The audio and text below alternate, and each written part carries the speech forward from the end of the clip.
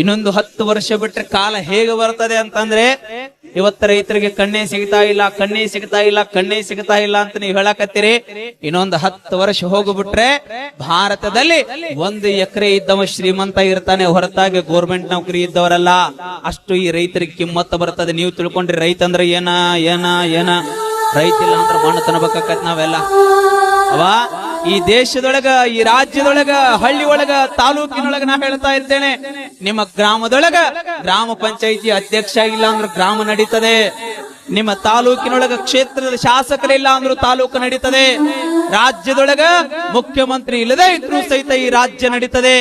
ದೇಶದೊಳಗ ಪ್ರಧಾನಿ ಇಲ್ಲ ಅಂದ್ರೂ ಸಹಿತ ಈ ದೇಶ ನಡೀತದೆ.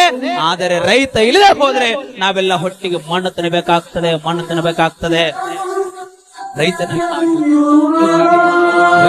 ಹಾಗೆ ನಿಮ್ಮ ಮಕ್ಕಳನ್ನ ಇಂಜಿನಿಯರಿಂಗು, ಡಾಕ್ಟರು, ಇನ್ನೇನೋ ಅವರನ್ನ ಪೊಲೀಸರನ್ನ ಏನೇನೋ ಮಾಡ್ತಿರಲ್ಲ, ಮಾಡ್ರಿ, ನಾ ಬೇಡ ಅನ್ನೋದಲ್ಲ. ಅದಕ್ಕಿಂತ ಮುನ್ನ ಹೊಲದೊಳಗೆ ಹೋಗಿ ಕಾಸು ಕೆಲಸ ಮಾಡಿಸಿ ಬದುಕು ಅನ್ನುವಂಥದ್ದು ಮಕ್ಕಳಿಗೆ ಅರ್ಥ